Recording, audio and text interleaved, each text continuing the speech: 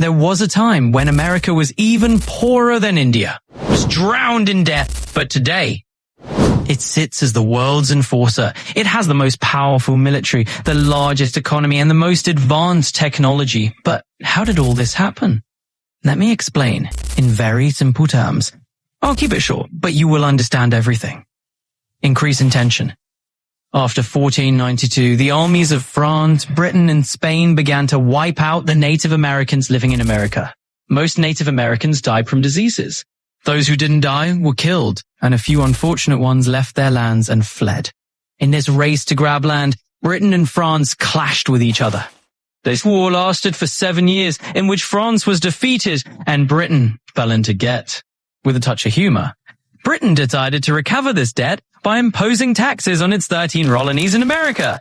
But these 13 colonies came together. They declared George Washington the general of their army. These colonies fought against Britain and overthrew its empire. And so on July 4th, 1776, the United States of America was born, made up of just 13 states and drowned in massive debt.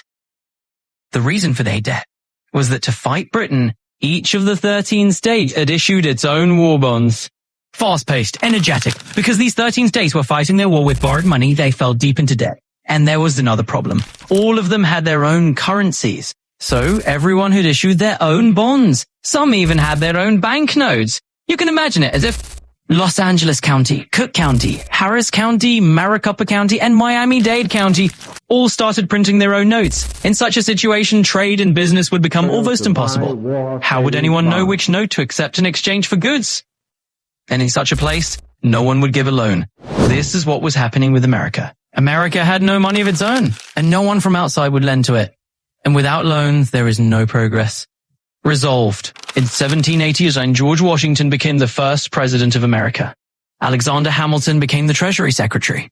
It was Hamilton who told Washington that if they didn't manage the debt, America would remain poor forever.